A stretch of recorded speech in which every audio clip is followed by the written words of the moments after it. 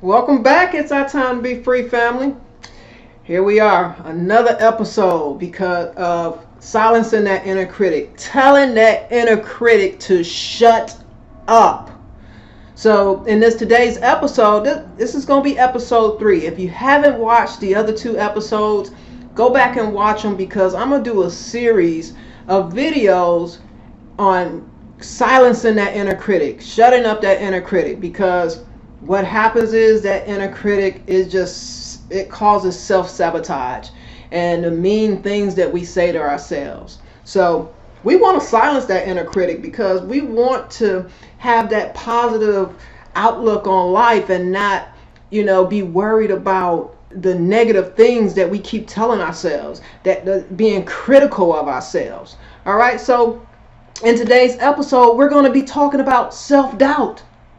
Because did you know that self-doubt is used as a coping mechanism so that we can prevent potential pain and disappointment? Yes. We use it as a coping mechanism. Self-doubt is a common issue. So don't think you're weird or different because you are dealing with self-doubt, because it's common with everybody. It's a common issue that is discussed by those who battle their inner critic on a regular basis. All right? It's that nagging belief that you're not good enough or that you can't succeed at something, But when we have those beliefs and that talk, that negative talk going on, it pretty much tells us, we start to believe it because it's so persuasive. Okay, we begin to believe those things that we tell ourselves. So the key is we have to start changing that around and start telling ourselves more positive things, because once those negative words that we say to ourselves, when we're telling ourselves we're not good enough, those beliefs that we have, once we internalize them, it holds us back and it keeps us from achieving our desired goals in life. Guys, this self-doubt is self-defeating. It's a self-defeating belief that can be used as a coping mechanism to keep you from trying things that scare you. So hang tight, during this series. But in this episode today, we're going to talk more about self-doubt and how you can overcome it, what you can do to overcome that self-doubt. So here's the thing about self-doubt. Self-doubt is a self-sabotaging and nagging voice inside of your head that is repetitive and is negative. Let me say that again. Self-doubt is a self-sabotaging and nagging voice inside your head that is repetitive and negative. And while some of you, while we may not hear the actual words playing over and over again in our minds or in our heads, more than likely we are experiencing the emotions that is related to those internal messages that we are giving ourselves. So it's possible that, when other people say things to us, it's possible that other people,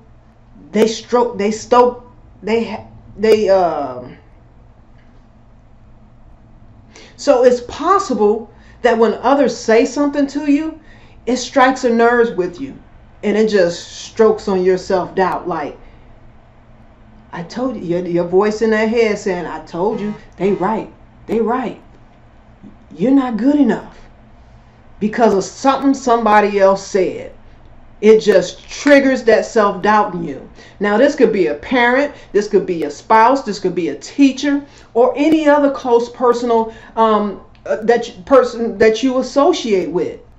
When other people outside of ourselves sends us signals, sends us messages, it could be either out loud or through their actions, it begins to be easy to start believing those things those people say, those messages those people are giving off to you. And when you internalize them, it can be very, very difficult to overcome the effects of them after you've internalized them.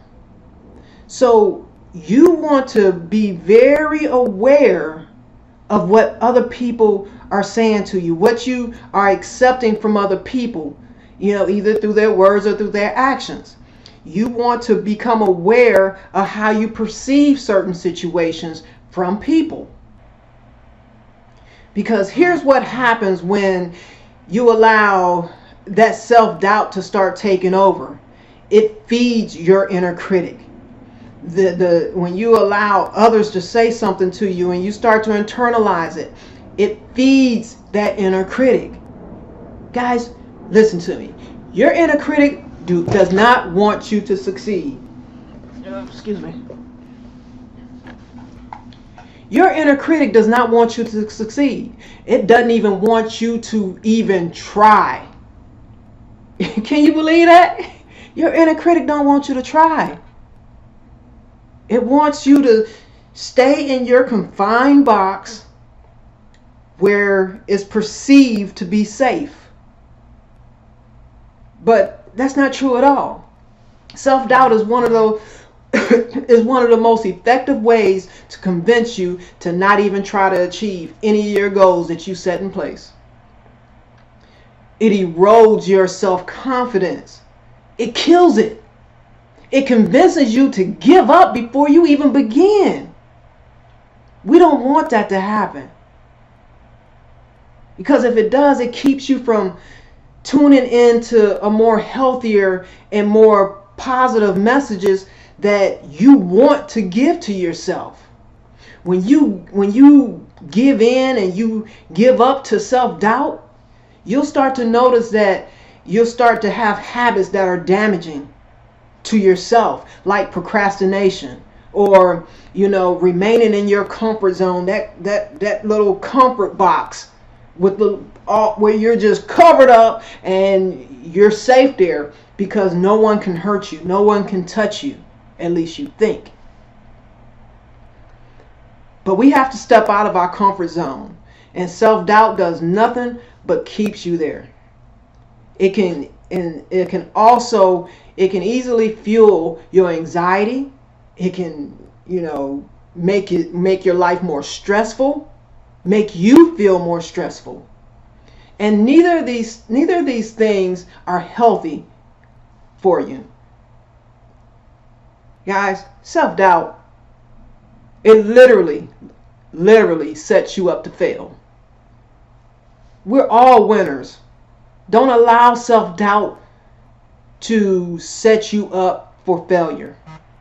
So we're going to talk about some ways on how you can overcome that self-doubt, because there are a lot of ways to recognize self-doubt, so you can just kick self-doubt in the butt, kick it to the curb, and keep it moving.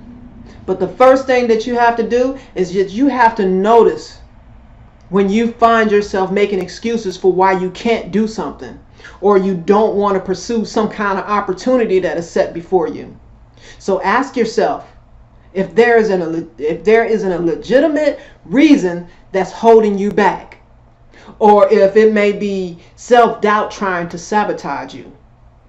Ask yourself, because becoming aware is the first step for anything. And if you are trying to get rid of self-doubt, if you are trying to overcome self-doubt, you're going to have to become aware. So ask yourself those questions. Is there a legitimate reason that is holding me back, or is that self-doubt trying to sabotage me? And then look for patterns in the messages that you're telling yourself.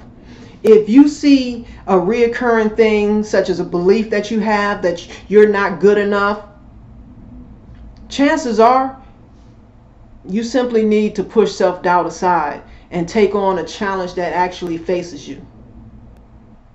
Now look for these repetitive messages or other things that may trigger your self-doubt.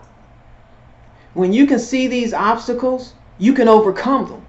But if you're hiding from them, you'll never see them. So you have to face these things right in the face. You have to face them. Bam! Just like that. I'm just being real. I'm just being real. Once you face these obstacles, you can start to overcome them. And then I want you to realize something. You know, failure is all a part of progress. So if you feeling like you're failing at this, cut yourself some slack. Cut yourself some slack. Cut yourself some slack anyway. Regardless. No one is perfect. We're all a work in progress. This is a lifetime of learning. And you can do it. You can overcome self-doubt.